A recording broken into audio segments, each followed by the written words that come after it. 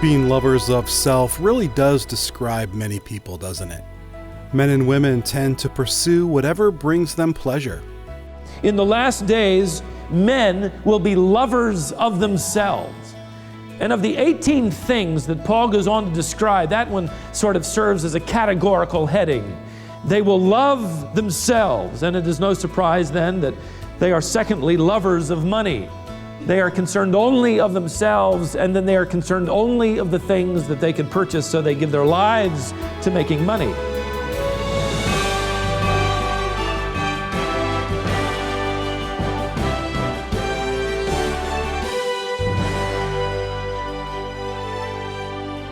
What kind of legacy are you leaving behind? Will it be one that impacts future generations for the glory of God? Or will it be like chasing after sticks, leaving little behind? Today, you'll learn the meaning of Romans 1:8. You'll discover the legacy of a godly man whose affections were firmly set on God, His people, and His purposes. Paul's desire was to pass down a spiritual inheritance that money can't buy and time can't erase. Keep listening today as you're challenged to think about the kind of legacy you're leaving behind. Whether you're a father, mother, leader, this message will stir your heart toward a life that glorifies God and impacts others for eternity. A spiritual legacy is one that money cannot buy and taxes cannot take away. It is passing down to the next generation what matters most. Is that true? Well, we do know the very nature of the transmitting of doctrinal truth is the responsibility of one godly man to another. It is the passing, as it were, of a legacy. Paul told Timothy, "The things, Timothy, which you have learned from me, the same things teach to godly men who will be able to teach others also." In 1 Timothy 2:2. I find it interesting that the truth of Scripture is treated as if it were a priceless heirloom to be passed from one generation to the next. Is it any surprise that the vast majority of people who have come to faith in Jesus Christ accepted Him as Savior while they were still children, under the influence of those who handed them a godly legacy? There is a rather well-known research project that has been around for some time now. J. Oswald Sanders repeated it in his book, A Spiritual Clinic. I've seen it in several books that I have read. It's the famous study of two families who lived during the same era in the state of New York.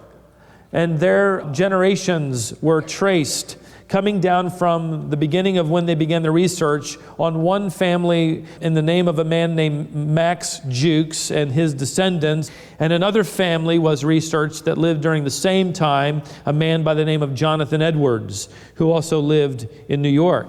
Now, many of you know of Jonathan Edwards. He was a godly man who married a woman who also loved the Lord. And over the next 150 years, among their descendants were the following: 14 presidents of universities, 1 vice president of the United States, 3 congressmen, 30 judges, 60 physicians, 60 authors, 100 attorneys, and 300 theological professors, missionaries, and pastors. During the same era, the descendants of Max Jukes, an unbeliever who also married an unbeliever, were traced. In and over 150 years, among their descendants were more than 100 alcoholics, 190 prostitutes, 300 wandering vagrants, 130 felons who served an average of 13 years each, 7 of them sentenced for murder. The interesting thing about this research is they tracked through 1,200 descendants of this unbelieving man and found that out of 1,200, only 20 of them ever learned an honest trade. And 10 of those 20 learned their trade while serving in the state prison. The family of Max Jukes cost the state of New York an estimated $1.5 million to care for them and attempt to rehabilitate them. Now, certainly, that research is extreme. It chooses one very well-known family and pits it against perhaps one of the more infamous families of New York. but the principle remains in some form. A godly man can influence, godly influence can impact generation after generation. And what would the evidence of our own generation indicate as to the model that we seem to be following? Paul said that men who were self-serving and men who were violent and men who cared nothing but for themselves would not be the exception. They would be the rule in the latter days. And we are living and have now lived in the end times for some 2,000 years. But Paul wrote this to his son in the faith. He said, Timothy, realize this. In the last days, men will be lovers of themselves. And of the 18 things that Paul goes on to describe, that one sort of serves as a categorical heading. They will love themselves. And it is no surprise then that they are secondly lovers of money. They are concerned only of themselves, and then they are concerned only of the things that they can purchase, so they give their lives to making money. They are boastful, he goes on. They are arrogant. They are revilers. They are dishonoring to their heritage or disobedient to parents, ungrateful, unholy, unloving, irreconcilable, gossips without self-control, brutal, haters of good, treacherous, reckless, conceited, lovers of pleasure rather than lovers of God. 2 Timothy 3:1-4. Could there be any more fitting description of the contemporary men in our culture than that description? In love with themselves, in love with what they can earn to the expense of everyone else. Now, it would be comfortable for me to give you statistics and illustrations, as I have done, to tell us how bad it is outside the church, and we could all sit in the auditorium and cluck our tongues and wag our heads and think, oh my, those unholy, ungodly men out there. The trouble is, ladies and gentlemen, the church today is crying out for that kind of leadership within its own boundaries. She is asking, as it were, where have all the godly men gone? The typical church, I have read, has about 60% women and 40% males attending. Married women who attend church without their husband outnumber 4-to-1 men who attend church without their wives. One major denomination recently released the fact that 85% of its subscribers to its premier devotional booklet were women. The same statistic is proven throughout, as the major resources and books purchased from Christian bookstores are purchased by women. The majority of ministry in the church and parachurch organizations of the world are organized and prayed over and moved forward by women. The cry of the church today, more than perhaps any recent generation, would be, where have all the godly men gone? I have discovered that the more godly a woman, the more desirous she is to have a godly man lead. What I have discovered about women who walk with Christ is that the closer they walk with Christ, the more agonized they are over the fact that men in their lives do not walk with Christ. Where have all the godly men gone? Maybe it's time to stop and evaluate where we stand and what kind of legacy we're leaving. Well, I want to ask and answer the question over the next few weeks. What are the affections of a godly man? What does he chase after? What does he long for? Well, the answer begins in the second sentence of Romans chapter 1. For the first time, as Paul begins to answer what are the affections of a godly man, he begins to talk with intimate terms and very warm and personal language. Thus far, it's been somewhat formal as he introduces himself as the apostle of God and the nature of the gospel. But here he, with intimate and heart-revealing language, speaks on a personal note. And by the way, as I read this letter about a year ago in preparation for this coming exposition, just carefully but yet reading it through, I wrote in the margin of my Bible by verse 8 the word affection. Let's just read through several verses and I think you'll pick up on the same thought. First, he writes, I thank my God through Jesus Christ for you all, because your faith is being proclaimed throughout the whole world. For God, whom I serve in my spirit in the preaching of the gospel of his Son, is my witness as to how unceasingly I make mention of you, always in my prayers making request, if perhaps now at last by the will of God I may succeed in coming to you. For I long to see you, so that I may impart some spiritual gift to you, that you may be established. That is, that I may be encouraged together with you while among you, each of us by the other's faith, both yours and mine. The first affection of a godly man, back in verse 8, is affection for God. When Paul reveals his investment of prayer on behalf of the believers living in Rome, he reveals his close relationship with God. In fact, his prayer here is based upon intimacy with God and the intercession through Jesus Christ. He says, I am thanking my God through Christ. He did not say, I am thanking my wife's God. As a member of the Sanhedrin, he would have by law been required to be married. We never hear of his wife. Perhaps she's not living at this point. But he didn't say, I follow the God of my wife. If he had children, I am thanking my children's God. To bring it into our vernacular, I am thanking my co-worker's God or my close friend's God. No, I am thanking my God. You ought to circle the word my. Martin Luther, the reformer, said that Christianity was the religion of possessive pronouns. Anyone can say God, but only the believer can say my God. And he talks about him in a possessive way. He doesn't say, oh, the man upstairs or the big guy or none of that. He talks as a man who has an intimate, active, personal, possessive relationship with God, and he says, I thank my God. His first and foremost affection is for his God. That is the very reason Paul can precede these two words with the most astounding two words. I thank. You would have to be kidding. This is the man who was stoned and beaten and jailed and mistreated and jeered and left for dead and imprisoned. And in Rome he will be imprisoned again and die. Acts chapter 20, verse 23, the Spirit of God prophesied or came to him and gave him the prophecy that would be proven true over and over again. He said, in effect, Paul, wherever you go, bonds and affliction wait for you. Now, how many of us would sign up to serve God if we were told that? As you serve me, in every city there will be bonds and affliction. Here's a man that said, I thank my God.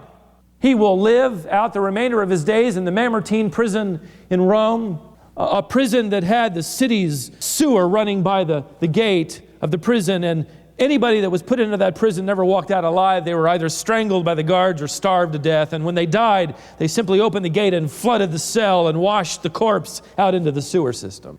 How can you ever say, I thank? You can only say it if you can say, my God. When you have an affection for your God, you can say, I thank him. Paul began by saying, I am thanking my God for you. In other words, I'm investing my life in praying for you. This investment requires spiritual vigilance. It will require saying no to certain things so that you can put into your calendar of events prayer for people.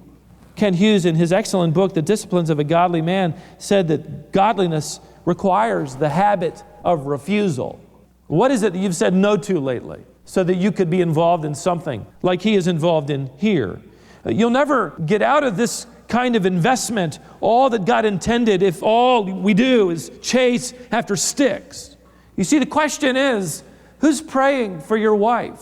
Who's praying for your children? Who's praying for your church? Who's praying for your country?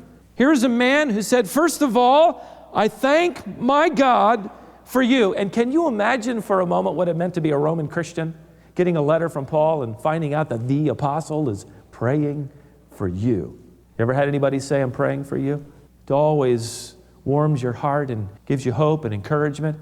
There are a couple of men that when I look at their lives and their schedules, they are busier than I could ever dream of being, and they live outside of this geographical area. And every once in a while I get a little note, you were on my heart and I prayed for you. He says, I am praying for you. Now he says more than that. In this first phrase of verse 8, Paul revealed another affection of a godly man. It was affection for God's people. If praying requires spiritual vigilance, then this affection requires spiritual vision. Paul said, I thank my God through Jesus Christ for you. What's the next word? All. You ought to circle that startling word. I thank my God through Jesus Christ for you all. Wait a second, not everybody in the church at Rome ought to have equal commendation. Surely there were some fence sitters and some bench warmers. There were. He'll get to them later on in the letter. How can he say, I thank my God for you all? Well, we know that Paul was writing to a church that was struggling with division between Gentile and Jew, and yet here he wonderfully encouraged unity by praising them. In effect, what he is saying to them is, I love every one of you equally. How that must have encouraged them. I thank my God for you all. He knew there were some that needed to grow up. He knew that he would get to points where they needed to correct their living. He knew the leaders who were, in fact, needed to step forward, and he knew the ones that needed to be commended. But he mentions in this broad, sweeping statement of encouragement, he graciously commended them all. I'm thanking my God for every one of you. And he takes the opportunity to praise the Lord for them all. That's why it required vision, because he knew about stories and scenes there. But he was trusting God to do in them what he could see, trusting God to do in their hearts and lives and bringing them into an intimate relationship with the Lord. He could see that, and so he could praise them all. Barclay wrote it this way. Listen to these interesting words. He says, there are some people, and by the way, Paul is one of these, there are some people whose tongues are tuned to praise, and others whose tongues are tuned to criticize. There are some people whose eyes are focused to find faults, and others whose eyes are focused to discover virtues. Now, I don't believe that Paul was blindly flattering these people. His affection for God's people here was simply because he had focused on their potential and not at the moment their problem. And so he was investing in them, and he was giving them in this investment, this encouragement. I'm praying for every one of you, no matter who you are. In his recent book, Anchorman Steve Farrar told of the process of vision that is required in Malaysia for the growing of bamboo. In an interesting illustration, he talks about a rare and very expensive form of bamboo that takes a lot of energy, and he adds a lot of vision to ever do. He gives the process. He says, in the first year, here's how they do it. They plant the seed, water, and fertilize. Nothing visible happens. In the second year, they continue to carefully water and fertilize. Nothing visible happens. In the third year, water and fertilizer are even more necessary. Nothing visible happens. There is absolutely, he wrote, no visible indication that your 3 years of work are even close to being successful. The fourth year comes around, and water and fertilizer must still be applied in the right amounts and at the right time. Nothing visible happens. In the fifth year, and I insert my own thinking, I'd plant something else, but in the fifth year, you again diligently water and fertilize, and the bamboo grows 90 feet in 30 days. Not, he writes, 9 inches in 30 days, not 9 feet, 90 feet in 30 days. Now, I would have to admit that the fifth year would be very exciting, but I don't know about the first 4. Laying the groundwork, working, watering, fertilizing, I'd probably be interested in planting something else. Maybe that's why chasing sticks is so attractive. There's an immediate result. There's immediate accomplishment. Maybe that's why there are more men chasing sticks than becoming godly. Paul would say to the Ephesian elders and congregation, I taught you for 3 years, day and night, with tears. Acts chapter 20, verse 31. I poured my life into you, he said, for 3 years, day and night, and I bathed my teaching with tears. What an incredible investment, and what incredible vision he had in his affections as a godly man. I read an interesting and yet thought-provoking, very convicting illustration by a Christian psychologist who wanted to sense and understand a little better the investment that fathers were making in the lives of their children. And so he interviewed many of them, and he said, how much time do you think you're spending a day in interacting with your children? The average response was about 15 to 20 minutes. And with their permission, he hooked up little microphones and Walkmans and recorded the course of those days over several weeks. And then he edited those tapes down to personal interaction between father and child, and came to the astonishing discovery that I have read in several reports now and works that I have researched. The average father spent an average of 37 seconds. Now, he edited out the impersonal, pass the butter and go to bed, but he left only the personal questions and conversation. And when I read that, I sat back and I said, okay, how am I doing? And you know, when I whittle down the leave your sister alone and don't drive your mother crazy and do your homework and finish that, and there are times when they don't get 37 seconds. You cannot pass along a spiritual legacy in 30-second blocks of time.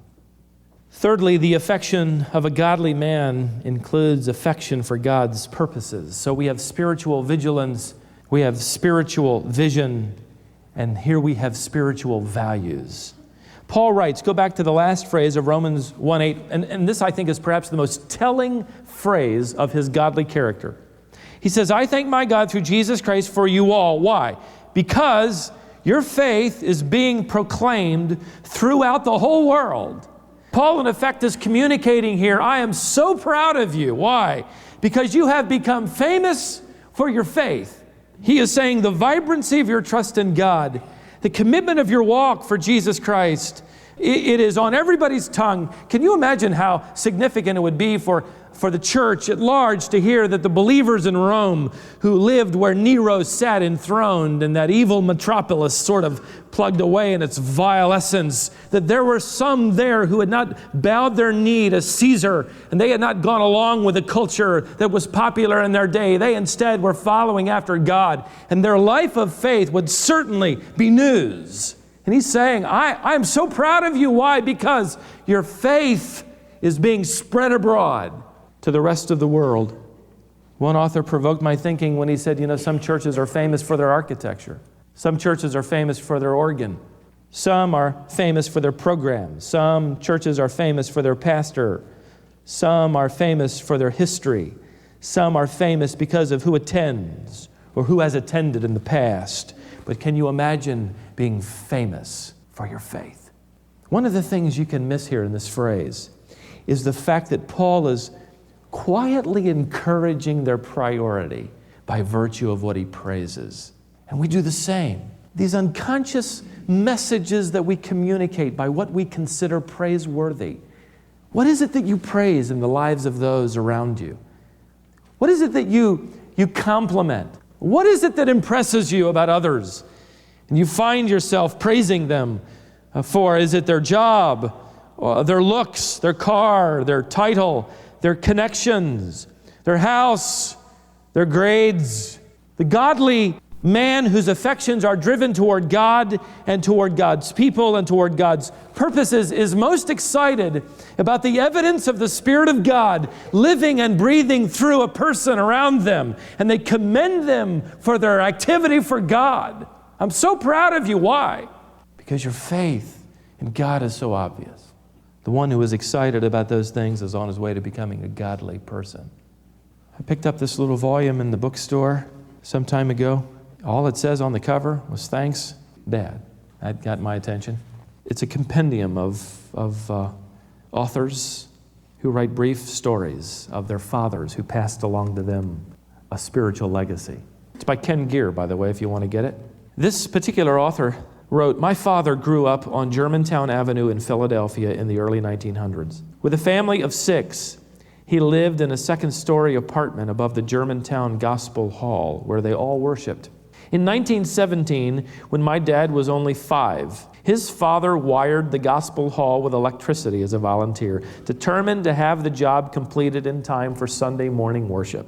Grandpa worked steadily on the project from Monday after dinner until Wednesday night when he paused for the weekly prayer time. He continued his work the next day and pressed forward on into the weekend. The last 2 nights he worked, he had a high fever, but he kept going by wrapping cold cloths around his head. By Sunday morning, the lights were on. But Grandpa couldn't go to the service to see them because he was in bed with a flu. He stayed in bed all the next week, too. In spite of the doctors coming to care for him, he grew worse. By now, Grandpa was delirious with fever, tossing and turning. his bedclothes wet with perspiration.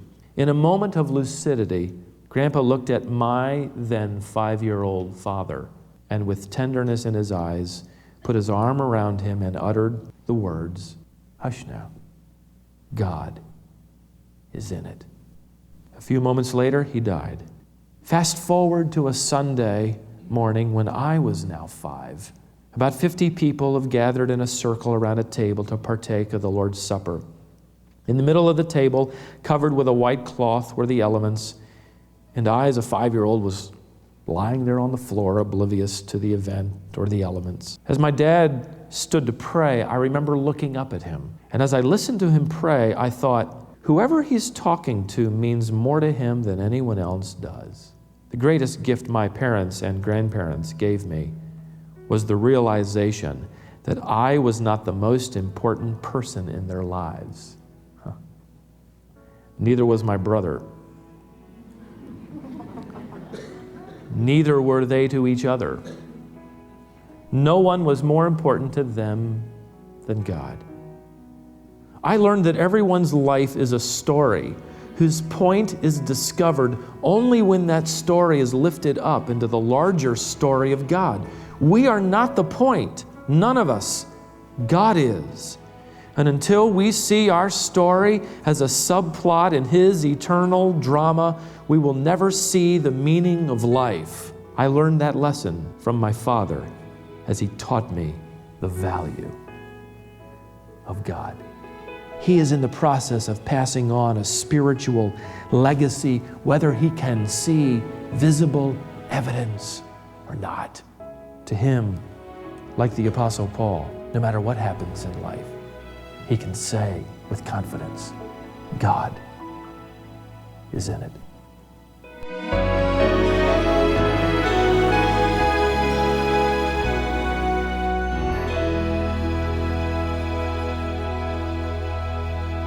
That was Stephen Davey, and this is Wisdom for the Heart. Today's message is entitled, Chasing Sticks. You're not here on this earth to chase after sticks. You're here to chase after God and leave behind a legacy of faith, just like the Apostle Paul. So, what are you chasing? Let's set our hearts on what truly matters and leave a lasting impact for the glory of God. Want to stay informed and connected with us? Follow our ministry on social media. Like our Facebook page for updates. Follow us on Twitter and Instagram. And subscribe to our YouTube channel for daily Bible lessons. We'd love to interact with you there. And come back and join us next time, right here on Wisdom for the Heart.